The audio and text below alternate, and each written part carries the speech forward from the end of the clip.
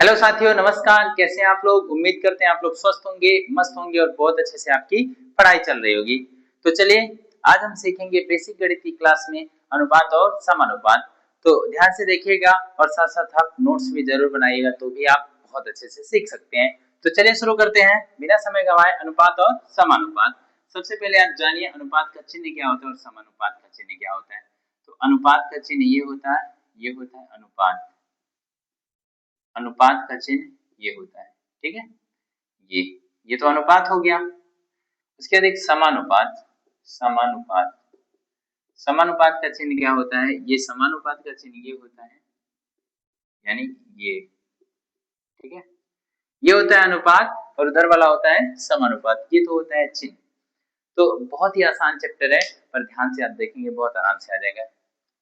चलिए पहली बात सीखेंगे अनुपात को हम किस तरह लिख सकते हैं। जैसे अनुपात को हम ए अनुपात बी ऐसे भी लिख सकते हैं। ऐसे दिया रहा है अनुपात, तो ए अनुपात बी ऐसे भी हम लिख सकते हैं, ठीक है।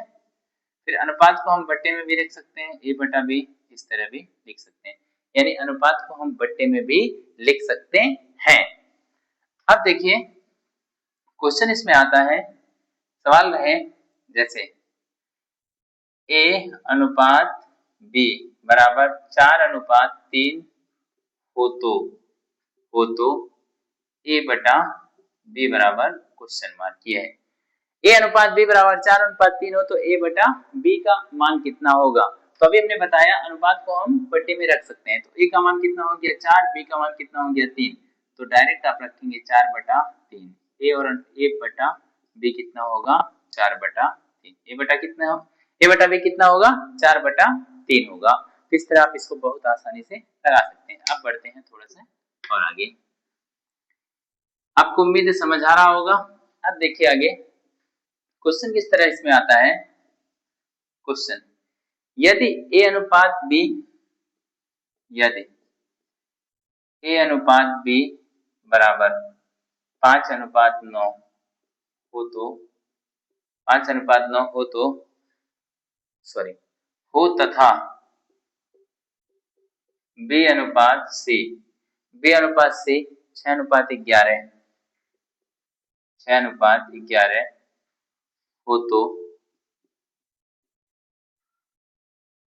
ए अनुपात बी अनुपात सी का मान ज्ञात करें, मान ज्ञात करें। ये सवाल है। सवाल क्या है, यदि ए अनुपात बी बराबर 5:9 हो तथा बी अनुपात सी बराबर 6:11 हो तो ए अनुपात बी अनुपात सी का मान कितना होगा? तो देखिएगा ए अनुपात बी दिया है, दिया क्या क्या है, ए अनुपात बी कितना दिया है 5:9 और दिया है बी अनुपात सी कितना दिया है 6:11 दिया है। ए का मान ये 5 हो गया, बी का मान 11 और हमें ज्ञात क्या करना है, ए अनुपात बी अनुपात सी, ए अनुपात बी अनुपात सी। ए का मान कितना है 5, बी का मान कितना हो गया 9 हो गया। यहाँ बी का मान कितना है 6 है और सी का मान कितना हो गया 11। तो यहाँ बढ़ाएंगे 9 को और यहाँ खाली स्थान पे बढ़ाएंगे कितने 6 को। अब इसको आपस में गुणा कर दिए, 6×5 = 30, इसको गुणा करेंगे 9 छक्का 54, यहाँ 11 9 99। देख लीजिए अगर 3 के टेबल में कट रहा है तो फिर काट दीजिए। ये छोटा हो रहा है 10 हुआ, 18 हुआ, उसके बाद फिर 33 या 99, 10:18:33 इसका राइट उत्तर होगा। तो इस तरह आप बहुत ही आसानी से इसको हल कर सकते हैं। अब बढ़ते हैं हम अगले सवाल की तरफ।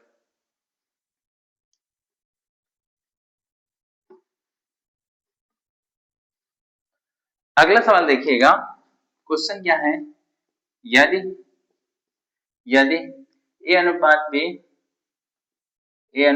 बी बराबर 5:7, ए अनुपात बी बराबर 5:7 हो तो 3a + 5b अनुपात 5a - 2b, 5a - 2b का मान ज्ञात करें, 2b का मान ज्ञात करें, का मान ज्ञात करिए। ये सवाल क्या है, यदि a अनुपात b बराबर 5:7 हो तो 3a प्लस 5b अनुपात 5a माइनस 2b। अब देखिए जब ऐसा सवाल है तो बहुत ही आसानी से, आपको ज्यादा सोचना नहीं है। a अनुपात b बराबर कितना दिया है, 5:7। a का मान कितना है, 5 है, b का मान कितना है, 7 है। हमें निकालना क्या है, 3a प्लस 5b, उसके बाद अनुपात 5a माइनस 2b, ये निकालना है। तो यहाँ से डायरेक्ट आप मान रख दीजिए, a का मान 5, b का मान 7, डायरेक्ट आप मान रख दीजिए, बिना कुछ सोचे समझे आराम से आ जाएगा। 3 अपनी जगह पे, a की जगह कितना रखेंगे, 5 रखेंगे, बीच में प्लस 5 अपनी जगह पे, b की जगह रख देंगे 7। इधर देखिए अनुपात दिया है 5, a की जगह कितना रखेंगे, a की जगह रखेंगे 5, उसके बाद माइनस 2, b की जगह कितना रखेंगे 7। यहाँ देखिए 5 दिया 15 हुआ, प्लस 7 बचे 35, 5 दिया 15 प्लस 7 बचे 35 हुआ, अनुपात 5 बचे यहाँ 25 हो गया, माइनस 7, 7 दूना 14 हो गया। ये दोनों जोड़ेंगे 30 10 40, 5 45, ये हो गया 50, फिर ये हो गया 5 में से 1, फिर 1 11 हुआ, तो 50:11 इसका राइट उत्तर हो जाएगा। कितना होगा, 50:11 इसका एकदम करेक्ट उत्तर हो जाएगा। अब बढ़ते हैं अगले सवाल की तरफ, जो कि बहुत इंपॉर्टेंट सवाल है।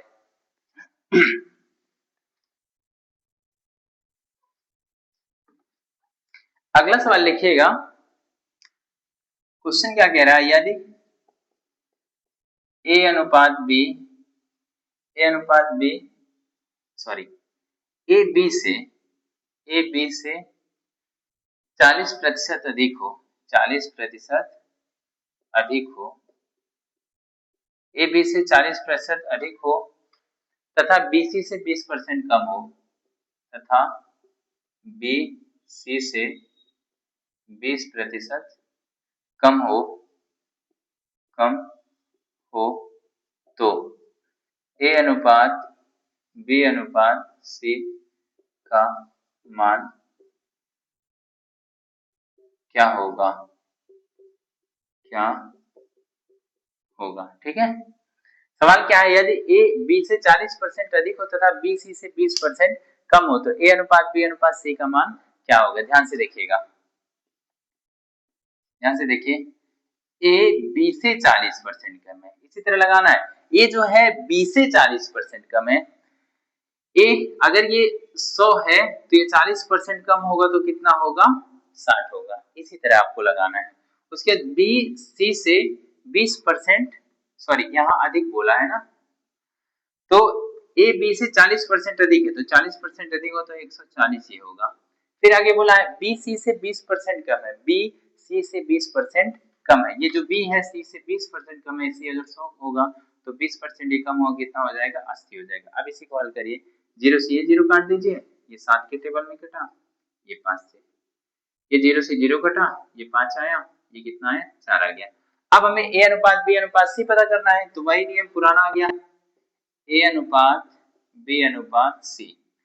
a के पास 7 अनुपात, यहाँ b के पास 5 अनुपात, ये हो गया 7, ये हो गया कितना, 5, और यहाँ b के पास 4 है, यहाँ c के पास 5 है, b के पास 4 अनुपात, यहाँ c के पास 5 अनुपात, यहाँ बढ़ाएंगे 5 को, यहाँ बढ़ाएंगे कितने को, 4 को। जो खाली स्थान रहता है वहीं पे उसके साइड वाला बढ़ाते हैं, ठीक है। अब इसको गुणा करिए, 7 चौक कितना हो गया, 28 हो गया, गुणे 5 चौक कितना हो गया, 20 हो गया, ये 5 बचे कितना हो गया, 25। यदि हल हो रहा है तो कर लीजिए, अन्यथा यही उत्तर होगा। ये हल नहीं हो रहा है तो a अनुपात b अनुपात c ये हो जाएगा 28, 20 और 25, लिख लीजिए। फिर बढ़ते हैं हम अगले सवाल की तरफ।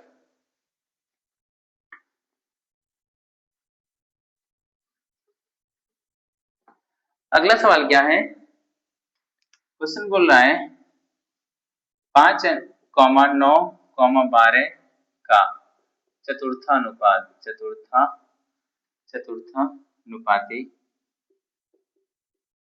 चतुर्थानुपाती ज्ञात करें। ये सवाल है, क्या है, 5, 9 और 12 का चतुर्थानुपात ज्ञात करना है। ध्यान से देखिएगा, बहुत ही अच्छा सवाल है, बहुत बार बच्चे यहाँ कंफ्यूज हो जाते हैं। क्या करना आपको, सबसे पहले यहाँ 5 लिख लीजिए, फिर अनुपात बनाइए, 9 लिखिए, फिर समानुपात बनाइए, फिर 12 लिखिए, फिर क्वेश्चन मार्क। ये जो क्वेश्चन मार्क आपने बनाया है यही चतुर्थानुपात होगा, जिसमें क्या होता है, मध्य पदों का गुणा बाह्य पदों के गुणा के बराबर होता है। लिख लीजिए, मध्य पदों का गुणा बाह्य पदों के गुणा के बराबर होता है, के बराबर होता ये। इसको आप नोट कर लीजिए, ठीक है।